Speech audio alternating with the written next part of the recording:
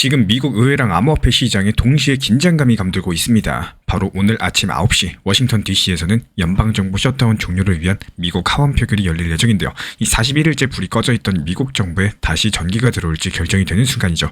근데 여기서 공교롭게도 이 가상자산 시장에서도 비슷한 심상치 않은 신호가 포착되고 있어요. 특히 리플 XRP에 예사롭지 않습니다. 차트를 보나 온체인 데이터를 보나 마치 곧 큰일 터질 것 같은 강력한 상승 시그널이 나오고 있다는 거고, 이게 겉보기에 정부 예산 드라마랑 암호화폐 가격 움직임이 전혀 별개처럼 느껴지실 겁니다. 하지만 이 둘 사이에 의외의 연결고리가 숨어 있다는 사실 혹시 눈치채셨나요? 사실상 표면 아래 숨은 이야기를 들여다보면 이번 사태가 단순한 우연 이상의 맥락을 가지고 있어요.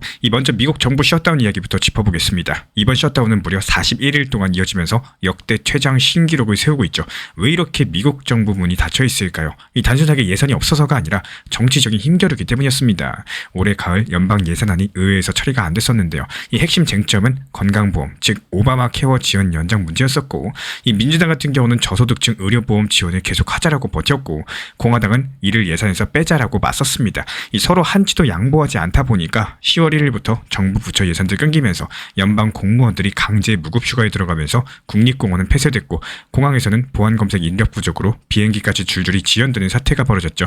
이 국민 생활 곳곳에서 금이 가기 시작을 한 겁니다. 그렇게 한 달이 넘게 버티기만 하던 셧다운 전국에서 변화의 조짐이 나타난 건 지난주였습니다. 현실을 직시한 쪽은 결국에 민주당 내부 중도파였었고, 이대로는 안 되겠다 싶었던 민주당 상원은 8명이 공화당과 타협해가지고 임시 예산안 합의에 동의를 했습니다. 이 덕분에 막혀있었던 법안이 상원 문턱을 가까스로 넘어섰고요. 미국 상원 측에서는 현지 시간 11월 10일 밤에 찬성 60표, 반대 40표로서 임시 예산안을 통과시켰어요. 이 공화당 상원은 53명에 민주당과 무소속은 7명, 8명이 찬성표를 던져가지고 이 간신히 필리버스터 장벽을 뚫은 겁니다.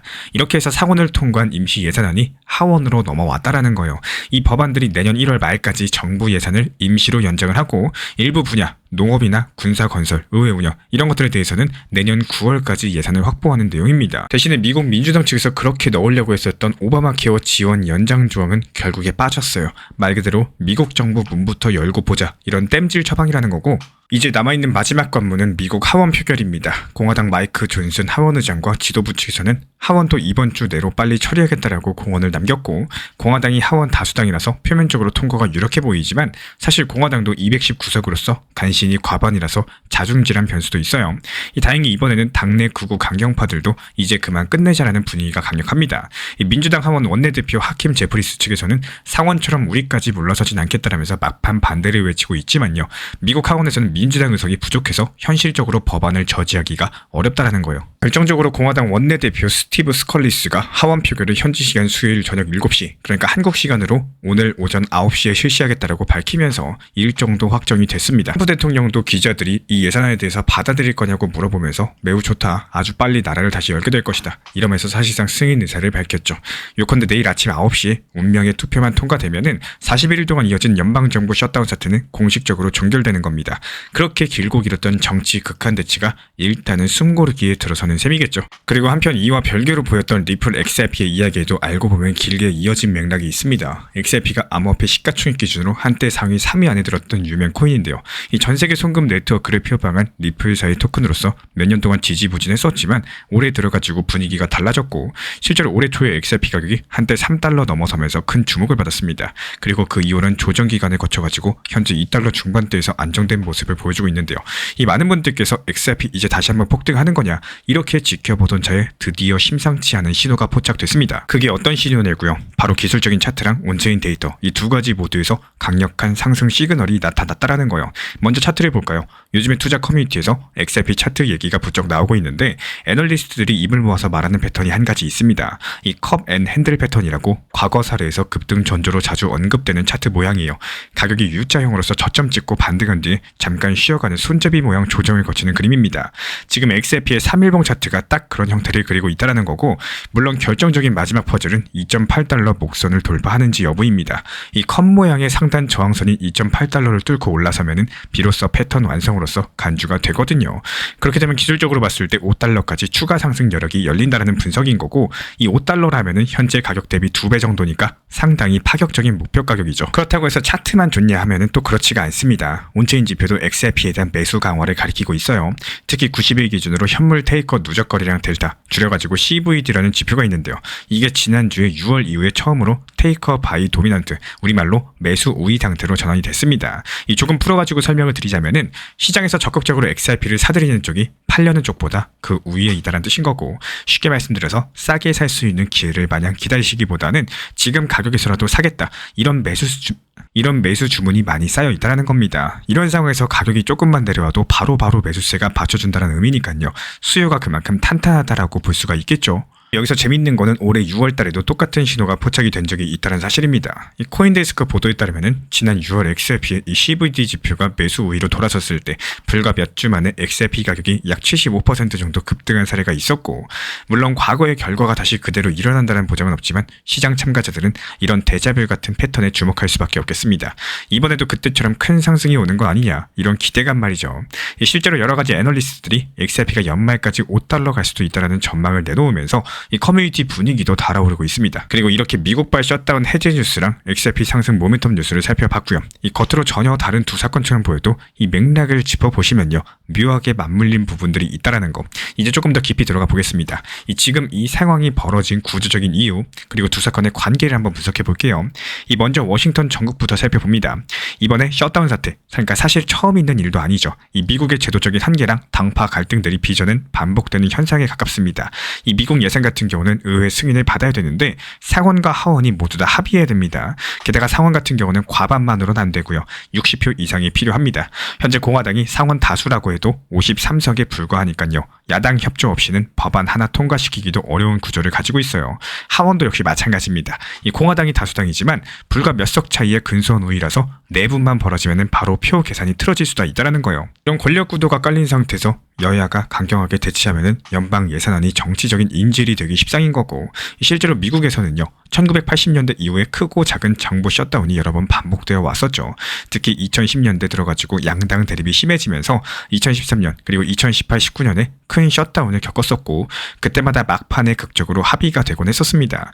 이번에도 역시 마찬가지 패턴이었던 거고, 일단 상대를 최대한 압박하다가 민심 악화랑 경제 피해 우려가 커지면은 마지못해서 임시방편으로 봉합하는 시기입니다. 이 시스템이 바뀌지 않는 이상 이런 정치들만은 앞으로도 반복될 공산이 크다라는 거예요. 그렇기 때문에 여기서 우리가 놓치지 마셔야 될 점은 이번 표결로 셧다운이 끝난다고 해서 문제가 완전히 해결되는 건 아니라는 사실입니다. 지금 미국의 상원 하원이 합의한 임시 예산은 말 그대로 임시 조치에 불과해요. 이 내년 1월 말까지만 유효한 시간 벌기용 계산입니다. 그때까지 정식 예산안을 두고 합의를 못하면 어떻게 될까요?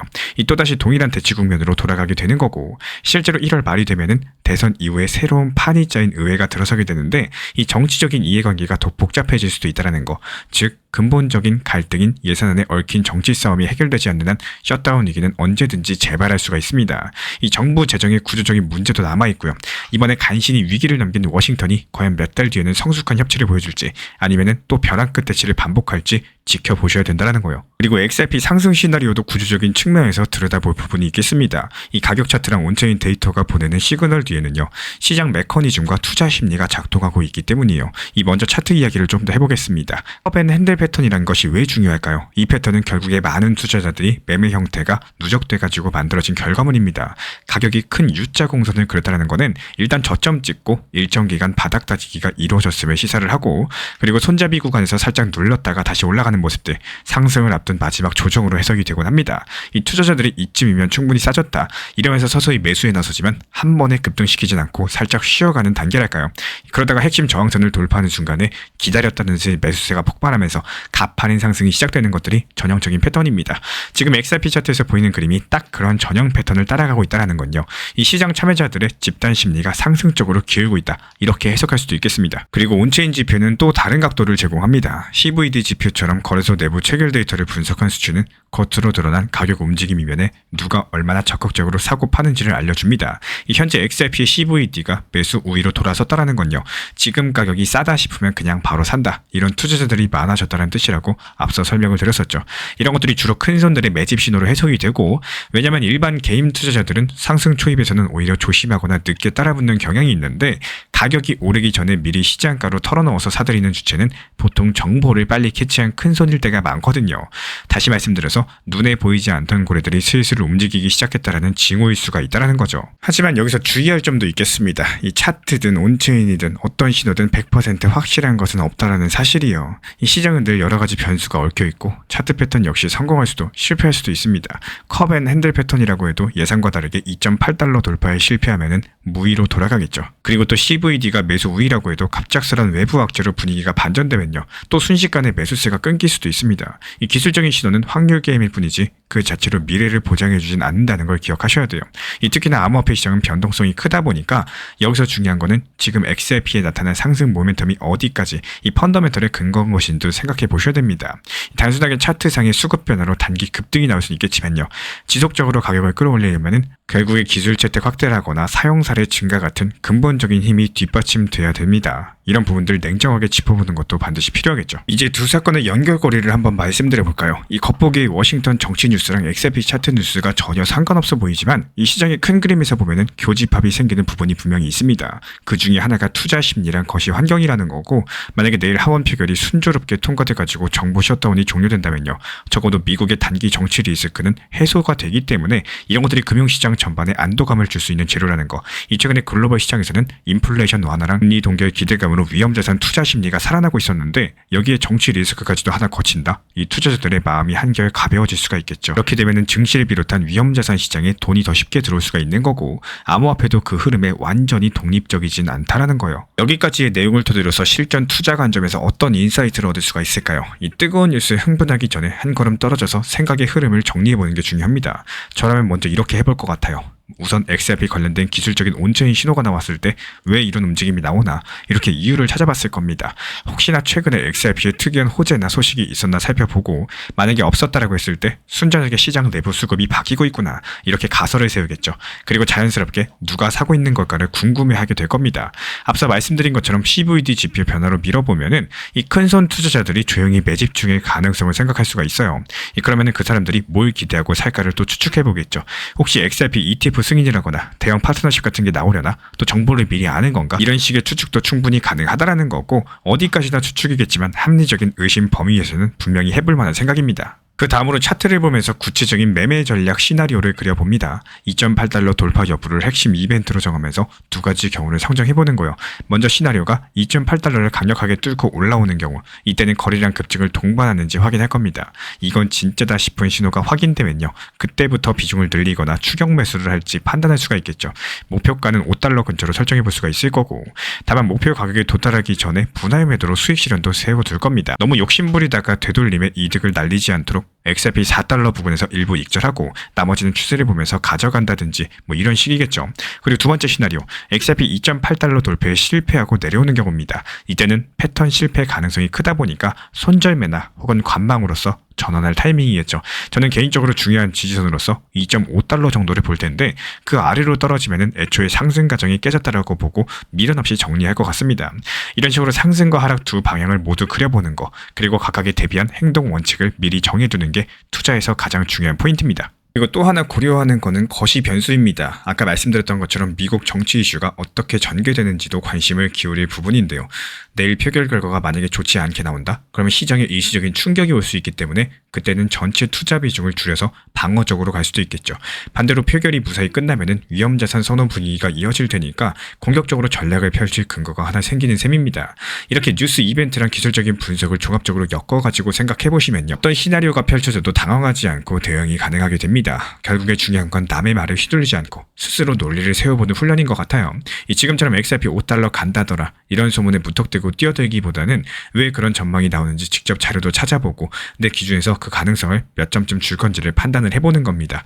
그렇게 하면 설령 예측이 빗나가더라도 배울 점을 얻을 수가 있는 거고, 다음번 투자 결정 때 더 냉철해질 수가 있으니까요. 이제 슬슬 앞으로의 전망을 이야기해보면서 마무리하겠습니다. 먼저 미국 연방정부 셧다운 사태는 거의 끝난 것이나 다름없기 때문에 이번에 하원 표결만 통과되면 즉시 정부 기능이 재가동되는 거고, 40일 넘게 급여를 못 받았던 연방 공무원들은 밀린 월급을 받게 되고 중단됐던 각종 행정 서비스도 정상화 단계에 들어갈 겁니다.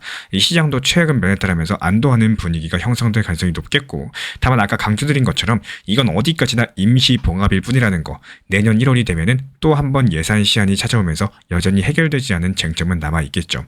즉 정치 리스크 측면에서 완전히 마음을 놓을 수 없다는 얘기인 거고, 어쩌면 1월 말에 가서 또다시 셧다운 위기설이 고개를 들지 않을까, 이렇게 우려하는 시각도 충분히 존재합니다. 그렇지만 적어도 당분간 연말까지는 정부 공백 사태 없이 안정적으로 넘어갈 수 있다는 점에서 이번 표결 타점은 긍정적인 변화임이 분명해요. 41일 동안 삶이 뒤흔들었던 수많은 사람들에게는 너무나 다행스러운 소식이겠죠.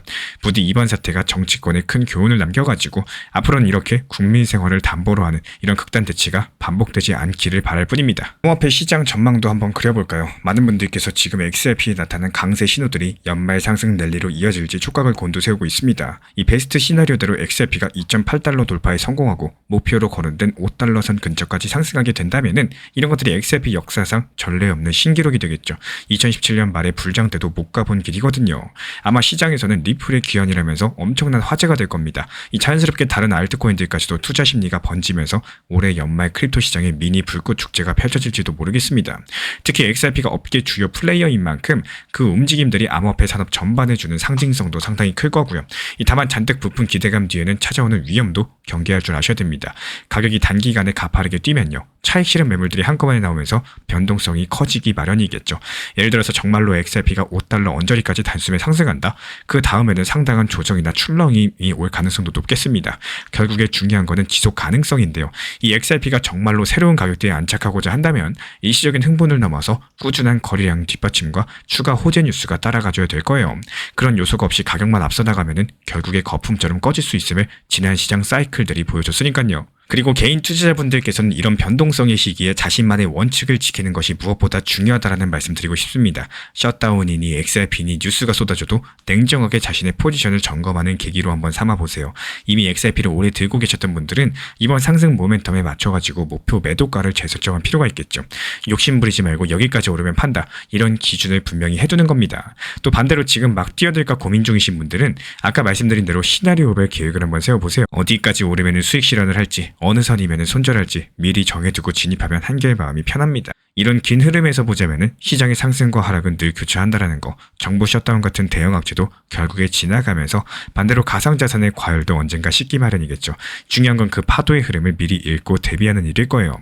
이 같은 뉴스를 보고도 누구는 위기로 받아들이고요, 또 누구는 기회로 삼으십니다. 그리고 앞으로의 결과는 그 수많은 선택들의 합으로 만들어지겠죠. 지금 이 순간 우리 구독자분들은 어떤 선택을 하고 계신가요? 리플 XRP랑 관련된 실시간 매수 매도 타점과 속보들 우리 신사 채널 차원에서 모니터링 중에 있고요. 이에 따른 단기 반등 타점에서 빠르게 실시간 브리핑 도움 드리고 있기 때문에 우리 신사 채널 구독해주신 분들 중에서 실시간 커뮤니티방 입장 원하시는 분들 현재 보이시는 번호로 문자 신청 주시면 입장 도움 드리겠습니다. 기본적으로 하락장은 피하는 게 아니라 복귀하는 겁니다. 어차피 지금 리플이든 어떤 코인이든 이 시장을 완전히 떠날 게 아니시라면 지금의 하락장을 빨리 끝내달라고 바라시기보다는 이번 구간에서 내가 무엇을 배웠는가를 되돌아보는 시간이 되어야 돼요.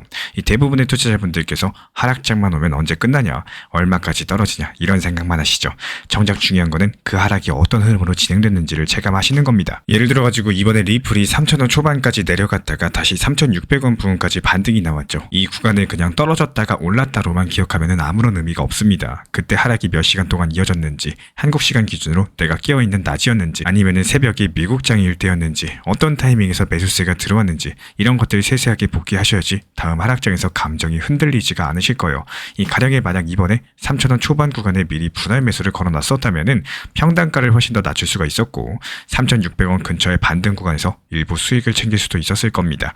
이 작은 가정이 바로 다음 매매에서의 경험치가 되는 거죠. 하락 때 겁먹고 손 놓는 게 아니라요, 이번에 이렇게 대응해볼까, 이런 계획이 생기면은 공포는 서서히 재미로 바뀌기 시작을 합니다. 이게 바로 하락장을 복귀하는 투자자의 자세인 거고, 이 시장은 언제나 반복됩니다. 패턴은 비슷하고 사람들의 심리는 늘 비슷하게 흔들리죠. 지금 이 구간에서 내가 어떤 감정이었고 어떤 대응을 했는지를 기록해 두시면은 다음번엔 그 감정에 휘둘리지 않게 되실 거예요. 결국에 투자라는 거는 가격보다 나 자신을 다루는 싸움인 거고, 하락장은 그 싸움을 훈련할 수 있는 가장 값진 구간입니다. 이 시기를 버티는 사람만이 다음 반등장에서 이번엔 다르게 대응했다, 이런 진짜 성장을 경험하게 될 겁니다. 이 결국에 하락장은 끝나는 걸 기다리는 시간이 아니라요, 그 다음 상승을 준비하는 공부의 시간이라는 거 반드시 기억해 주시기 바랍니다. 요즘에 시장이 정말 쉽지가 않죠. 리플이 3,000원 초반까지 밀리면서 많은 분들께서 마음이 흔들렸을 겁니다. 이게 끝인가 싶은 순간이 하루에도 몇 번씩 찾아오니까요. 이쯤이면 바닥이겠지 싶다가도 다시 미끄러지는 차트를 보면 답답하고, 그 답답함이 결국에 또 지침으로 바뀌는 순간이 옵니다. 합니다. 그래서 중요한 건요, 이 많은 투자자들이 그 지점에서 포기합니다. 그런데 시장은 참 잔인하죠. 사람들이 손을 놓고 돌아선 그 시점부터 마치 약속이라도 한 것처럼 반등을 보여줍니다. 이제 와서 왜 오르냐 이런 말이 절로 나올 때 시장은 이미 다음 사이클을 준비하고 있는 거예요. 그래서 제가 늘 강조드리는 게 있습니다. 단기 고점 구간에서 일부 비중만 분할 익절하는 이유, 그건 단순하게 수익을 확장하기 위해서가 아니겠죠. 그렇게 해야지 다음 파동이 왔을 때 흔들리지 않고 중장기적으로 가져갈 수 있기 때문인 거고, 전량 매도할 필요도 없습니다. 그냥 일정 부분만 익절해가지고 마음의 여유를 만들어 두시는 거예요. 그 여유가 나중에 하락장에서 나를 지켜주는 방패가 된다는 거. 리플 전용방에서도 늘 말씀드리죠. 큰 비중이 아니라 일부 비중만 활용하는 이유가 바로 그겁니다. 이 11월 7일 단기 고점 구간인 3,650원에서 일부 비중 익절 전략을 제시드렸던 것도 이 심리적인 여유랑 현금 비중 확보, 그 두 가지를 위한 대응이었습니다. 그리고 나머지 메인 비중 중에 일부를 다음 단기 고점에 미리 걸어두시는 겁니다. 매일매일 차트를 붙잡고 볼 필요도 없겠죠. 그렇게 여유롭게 효율적으로 매매하셔야 되는 거고, 또 반대로 급락이 찾아올 때를 대비해서 현금 비중으로 저점 매수를 걸어놓고 기다리는 거죠. 오늘 당장 매수하지 않으셔도 됩니다. 2주 3주가 지나서라도 더 낮은 가격에 사는 게 중요해요. 이 시장은 늘 같은 패턴을 반복합니다. 급등 뒤에는 조정이 있고 공포 뒤에는 반등이 옵니다. 하지만 대부분의 투자자들은 그 과정에서 감정적으로 반응하죠. 그래서 기회를 놓치거나 손실을 키웁니다. 결국에 진짜 실력은 기술적인 분석보다 감정을 얼마나 잘 다스리냐에 달려있는 거고, 이 시장은 우리에게 늘 같은 교훈을 던집니다. 버티는 자가 이긴다라는 거. 하지만 무작정 버티는 게 아니라 준비된 자가 버틴다라는 거. 이 분할 익절은 그 준비의 시작이에요. 오늘도 시장이 흔들리더라도 그 안에서 나만의 원칙을 지키는 연습을 한번 해보세요. 이 투자에서 살아남는 건 예측이 빠른 사람이 아니라 멘탈이 단단한 사람입니다. 오늘 영상도 끝까지 함께 해주셔서 정말로 감사드립니다. 우리 구독자분들에게 코인신사 채널은요, 단순한 투자 채널이 아닙니다. 때로는 아들처럼, 때로는 형이나 오빠처럼, 또 때로는 냉정한 전문가로서 그렇게 곁에 있고 싶습니다. 누군가의 아들은 이렇게 말합니다. 괜찮아요. 아직 기회 있어요. 또 누군가의 심리 트레이너는 이렇게 말을 하죠. 지금 흔들리시면 안 됩니다. 이런 타이밍엔 반드시 버티셔야 됩니다. 그리고 때로는 악재가 시작됐기 때문에 지금은 비중 조절할 타이밍입니다. 이렇게 말을 합니다. 그리고 또 누군가의 전문가로서 이 구간은 분명히 좋은 타점이 될 것입니다. 이런 말씀도 드릴 수가 있겠죠. 그렇게 저는 매 순간마다 시장을 바라보고 있습니다. 이 시장이라는 건 늘 변화를 하고요. 감정은 그것보다 훨씬 더 빠르게 흔들릴 겁니다. 하지만 그때마다 우리 코인신사 채널은 밤새 차트 지켜보면서 누군가의 불안이 덜어지기를, 또 누군가의 손실이 멈추길 바라면서 그 마음을 담아서 한 줄 한 줄 브리핑을 시작합니다. 이 투자라는 건 숫자 싸움이 아니라요, 마음 싸움이고 그 심리가 전부인 영역입니다. 이 시장에서 끝까지 버틸 수 있는 힘, 그거는 정보보다 함께 가는 사람에게서 나와요. 우리 구독자분들이요, 절대로 혼자가 아니라는 거를 이 목소리로서 꼭 전해드리고 싶습니다. 오늘도 우리 구독자분들 곁에서 가족처럼 함께 걷는 동반자 코인신사 채널이었습니다.